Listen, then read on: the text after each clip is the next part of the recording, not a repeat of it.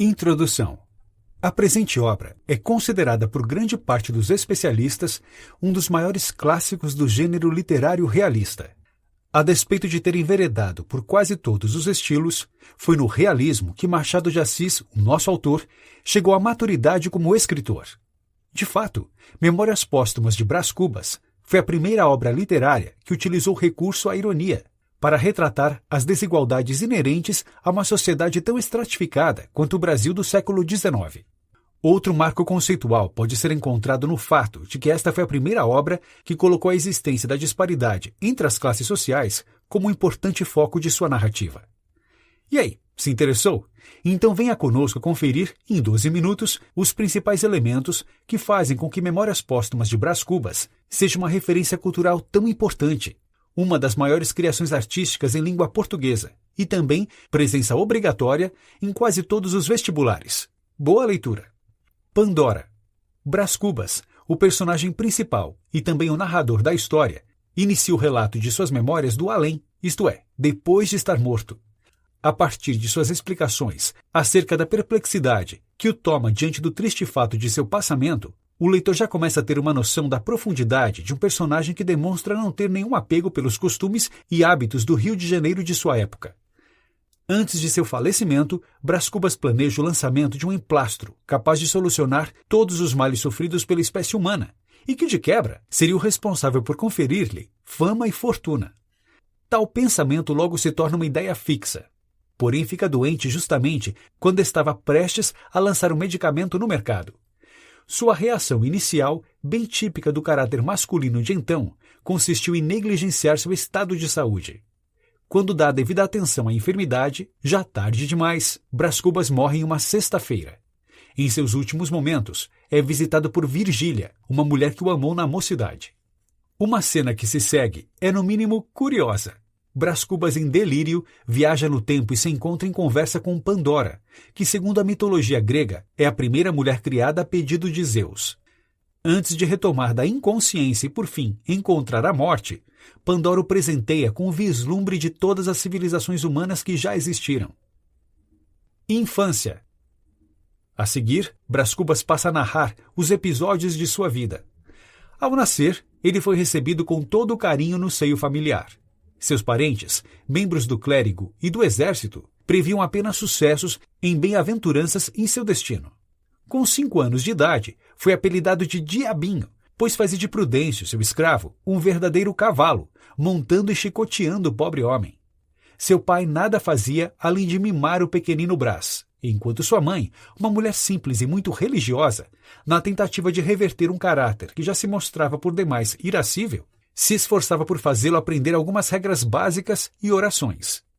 Quando atingiu idade escolar, ele achou a escola muito maçante e tediosa, apesar de nessa fase ter conhecido Quincas Borba, seu grande amigo e confidente.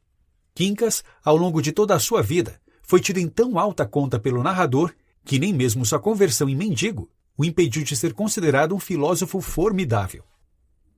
O primeiro amor. Na adolescência, Brás Cubas alia um gosto excessivo pela leitura de livros românticos ao furor característico da juventude. Nesse contexto, entra em cena Marcela, seu primeiro amor.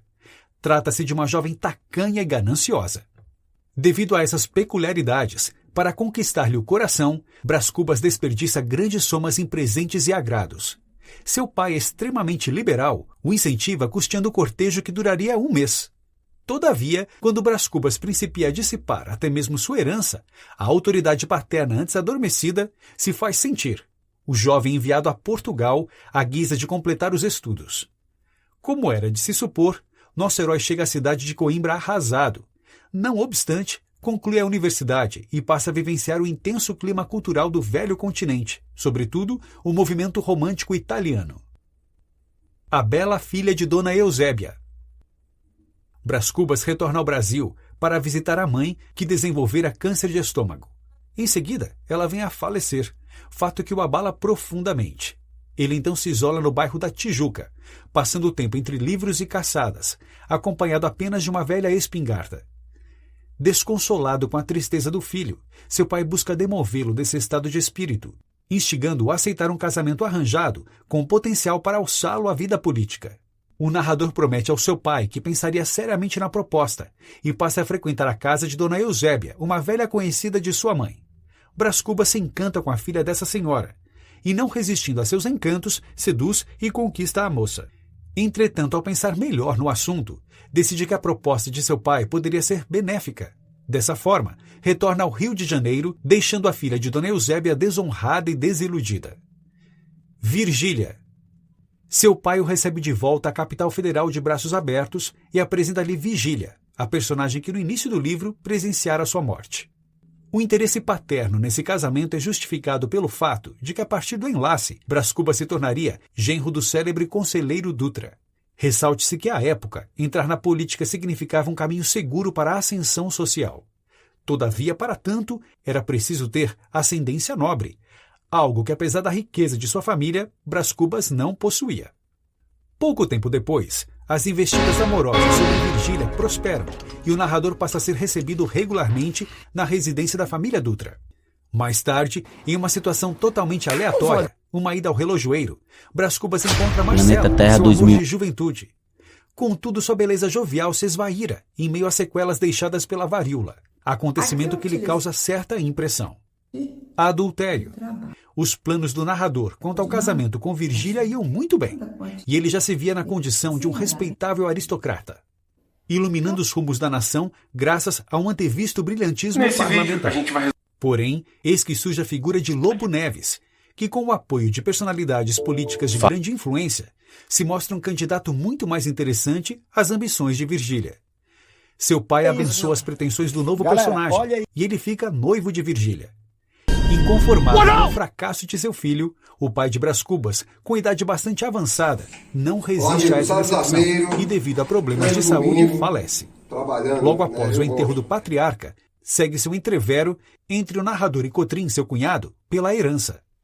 Cioso de seus deveres como bom marido, Cotrim há muito tempo se preocupava com o potencial prejuízo à reputação familiar ocasionado pelos excessos de nosso herói.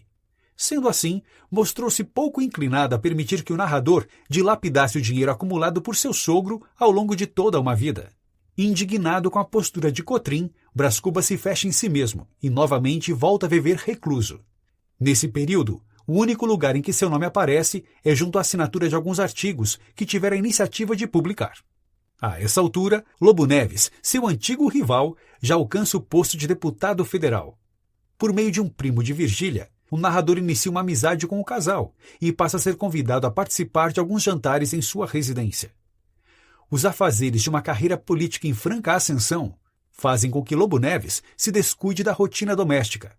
Com o caminho aberto, Brás Cubas não demora a se tornar amante de Virgília. Encontros secretos. Certa noite, ao deixar o quarto de sua amante, o narrador encontra seu amigo Quincas Borba. Como não o via desde os tempos da escola, se surpreende ao perceber sua deplorável condição. O jovem brilhante convertera-se em um indigente morador de rua. Sua perplexidade só aumenta quando o amigo, além de recusar qualquer ajuda que não fosse entregue na forma de dinheiro vivo, rouba-lhe o relógio. Alguns integrantes da alta sociedade começam a estranhar a presença constante de Brás Cubas na casa do deputado Lobo Neves. O casal passa a ouvir, aqui e ali, certos rumores e desconfianças. Em um arroubo, nosso herói a convida a fugir. No entanto, Virgília não se mostra disposta a abandonar seu elevado status e recusa a proposta do amante. Os boatos aumentam e ela decide que não mais seria possível recebê-lo furtivamente em sua casa. A solução encontrada consiste em arranjarem uma casa a fim de acobertar seus encontros secretos. A senhora Lobo Neves escolhe Dona Plácida, sua costureira, como alcoviteira e álibi, alugando uma casa em seu nome para servir-lhes de refúgio amoroso. A vulgaridade do fim.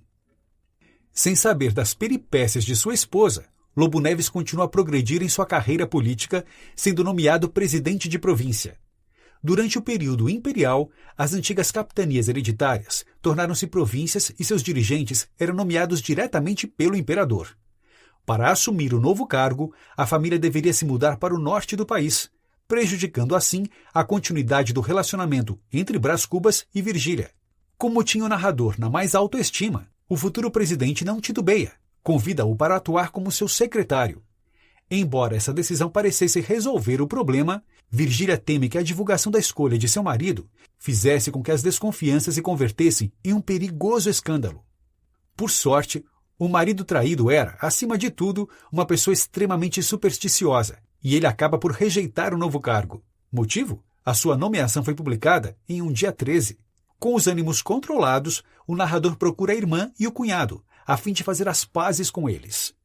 Quincas Borba volta a aparecer, devolvendo o relógio que roubara. Brás Cubas se espanta ao constatar que seu amigo não era mais um mendigo, pois recentemente havia recebido uma vultosa herança. Em um momento com tantas novidades, nosso herói recebe alegremente a notícia da gravidez de Virgília, que revela ser ele o pai da criança. Ela não compartilha desse mesmo entusiasmo e, infelizmente, acaba perdendo o bebê. A seguir, por meio de uma carta anônima, Lobo Neves é informado que vem sendo enganado há muito tempo por sua esposa. Ao confrontá-la, Virgília consegue reverter a situação, fazendo-o continuar acreditando em sua fidelidade. O relacionamento com Brás Cubas continua por mais certo tempo. Todavia, não sem atritos. Lobo Neves é mais uma vez convidado a assumir o cargo de presidente de província. Como a sua nomeação não foi publicada em um dia 13, ele aceita e deixa o Rio de Janeiro para viver no norte com sua família. O narrador, entristecido pelo iminente final do relacionamento, permanece no Rio de Janeiro. Desiludido, busca os conselhos de seu amigo Quincas Borba e, por insistência de Cotrim, aceita cortejar Nhã Loló, uma nova pretendente. Quando finalmente decide se casar com essa moça, ela é acometida de febre amarela e morre em pouco tempo. Aceita cortejar Nhã Loló, uma nova pretendente. Passado 2 anos, o nosso herói consegue finalmente entrar para a vida política, tornando-se deputado, posição que perderia em pouco tempo devido a um discurso desastroso proferido da tribuna parlamentar. Inconstante e ressentido, Brás Cubas lança um jornal com forte posição contrária ao governo. A publicação tem vida breve, durando somente 6 meses. Lobo Neves, no entanto, continua a avançar na carreira e quase se torna ministro de Estado. Pelos próximos 3 anos, o narrador aprofunda as características volúveis de sua vida, sobretudo no que diz respeito aos assuntos amorosos. Encontra a filha de Dona Eusébia morando em um cortiço e Marcela Definhar em um hospital de caridade. Além disso, a loucura de seu amigo Quincas Borba chega a um estágio irreversível. Por fim, sem ter feito nenhum ato grandioso, nobre ou digno em toda a sua vida, Quincas Borba falece. Seu único consolo, não ter deixado filhos que pudessem continuar sua miséria.